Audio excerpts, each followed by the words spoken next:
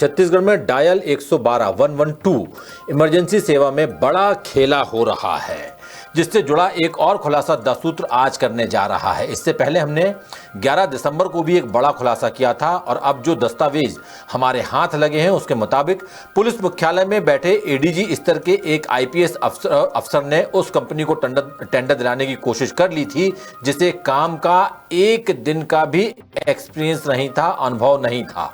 चहेती company को tender दिलाने के लिए अफसरों ने नियमों की भारी अनदेखी की थी और तो और टेंडर से जुड़ी फाइल चल पड़ी थी और वर्क ऑर्डर भी जारी होने वाला था। लेकिन जैसे ही मामले की भनक सरकार को लगी, उसने टेंडर खारिज कर दिया। हैरानी की बात यह भी है कि फर्जी दस्तावेज लगाने वाली उस कंपनी को ना तो ब्लैक लिस्टेड किया गया है, ना ही कंपनी के कर्ता धर्ताओं पर कोई कार्रवाई की गई है, ना ही कोई एफआईआर ही दर्ज की गई है। वहीं अब तक नया टेंडर भी नहीं हो पाया है और इसकी वजह से 40 करोड़ रुपए में खरीदी गई 400 गाड़ियां धूल खा रही हैं।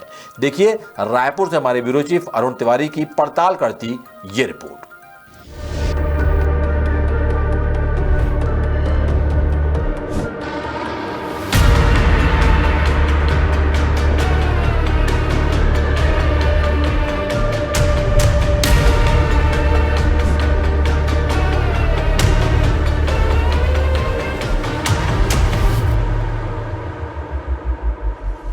सरकारी सिस्टम आम जनता के टैक्स का पैसा कैसे बर्बाद करता है, उसकी जीती जागती तस्वीर छत्तीसगढ़ के दुर्ग जिले से सामने आई है।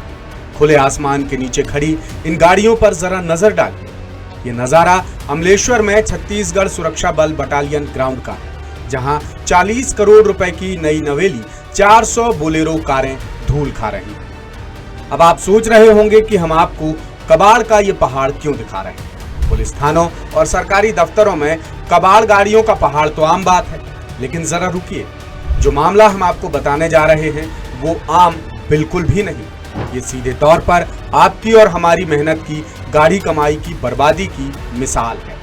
जिन गाड़ियों को छत्तीसगढ़ के 33 जिलों में चलना था, सरकारी लापरवाही के कारण वो गाड़ियां 1.5 साल से खुले आसमान के नीचे खड़ी खड़ी धूल खा रही है। अब सवाल ये है कि आखिर ऐसी स्थिति क्यों बनी और इसका जिम्मेदार कौन है। तो इस रिपोर्ट में हम आपको पूरी जानकारी देने वाले हैं। द सूत्र की पड़ताल में सरकारी सिस्टम का एक बड़ा खेल उजागर हुआ है। दरअसल इन गाड़ियों को सड़कों पर उतारने के लिए पुलिस हेडक्वार्टर यानी पीएचक्यू के एडीजी स्तर के आईपीएस ऑफिसर ने शर्मनाक खेल खेला है। एडीजी महोदय ने चहेती कंपनी को फायदा पहुंचाने की पूरी तैयारी कर ली थी।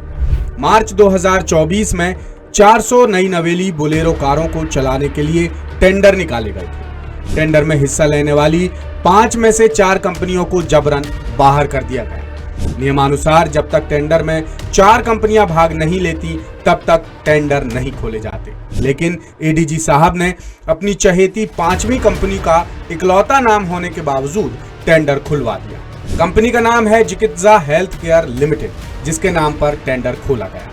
गाड़ियों के संचालन के लिए सरकार को सालाना 500 करोड़ रुपए का भुगतान करना।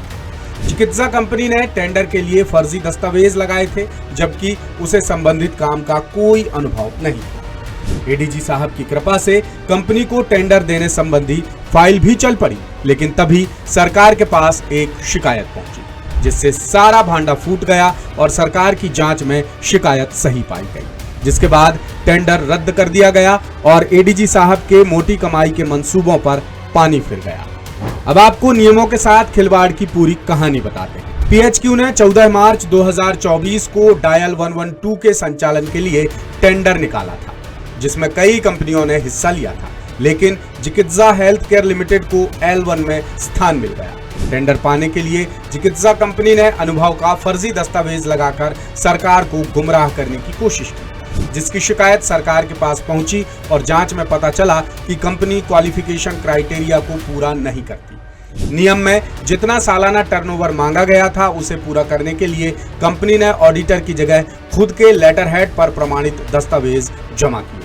कंपनी ने 5 साल का अपेक्षित टर्नओवर दिखाया, लेकिन कंपनी के सीए रोहन प्रदीप जैन ने सिर्फ 2 साल का सर्टिफिकेट दिया है, जबकि टेंडर के लिए 5 साल में से कम 3 साल के टर्नओवर का सीए ऑडिट सर्टिफिकेट जमा करना अनिवार्य है। यही नहीं, कंपनी ने झारखंड में काम करने का फर्जी एक्सपीरियंस सर्टिफिकेट भी जमा किया, जबकि झारखंड सरकार ने कंपनी के नाम ऐसा कोई सर्टिफिकेट जारी ही नहीं किया है। ये गाड़ियां कब, क्यों और किस सरकार में खरीदी गई थी, वो भी आपको बताते हैं। आम जनता की परेशानियों को कम करने के मकसद से करीब 18 महीने पहले अगस्त 2023 में भूपेश बघेल सरकार में 40 करोड़ रुपए की कीमत से 400 गाड़ियां खरीदी गई थी, जिनका संचालन छत्तीसगढ़ के सभी 33 जिलों में किया जाना था। लेकिन सभी गाड़ियां आज भी अमलेश्वर स्थित छत्तीसगढ़ सुरक्षा बल बटालियन ग्राउंड पर जस की तस खड़ी हैं और तेजी से कबाड़ में तब्दील हो रही हैं। चुनावी साल में खरीदी गई इन गाड़ियों को सड़कों पर उतारने के लिए जब तक टेंडर की बारी आई तब तक विधानसभा चुनाव आ गए। फिर चुनाव के बाद सरकार बदल गई और कांग्रेस की जगह बीजेपी की सरकार बन गई। अब विष्णुदेव साय सरकार को भी छत्तीसगढ़ में काम करते 1 साल पूरा हो चुका है, लेकिन इन गाड़ियों की धूल अब तक साफ नहीं हो सकी। इस संबंध में जब गृह मंत्री विजय शर्मा से बात की गई तो उन्होंने कार्यवाही का भरोसा दिलाया। बकौल विजय शर्मा जल्द ही नए टेंडर निकाले जाएंगे और गाड़ियों को सड़कों पर उतारा जाएगा। लेकिन सवाल ये है कि क्या बीते 18 महीने से खड़ी इन गाड़ियों में अब तक कई खामियां नहीं आ गई होंगी? अब इनकी मरम्मत और मेंटेनेंस में जो रकम खर्च होगी उसकी भरपाई कौन करेगा? साथ ही जब जांच में चिकित्सा हेल्थ केयर लिमिटेड का फर्जीवाड़ा सामने आ चुका है तो कंपनी को ब्लैक लिस्टेड कर संचालकों पर FIR क्यों नहीं कराई गई? क्या फर्क पड़ता है, हमारे और आपके टैक्स के पैसे से गाड़ियां खरीदी गई थी। कंडम हो रही हैं तो होने दो, मंत्रियों को, सरकार को क्या फर्क पड़ता है अधिकारियों को।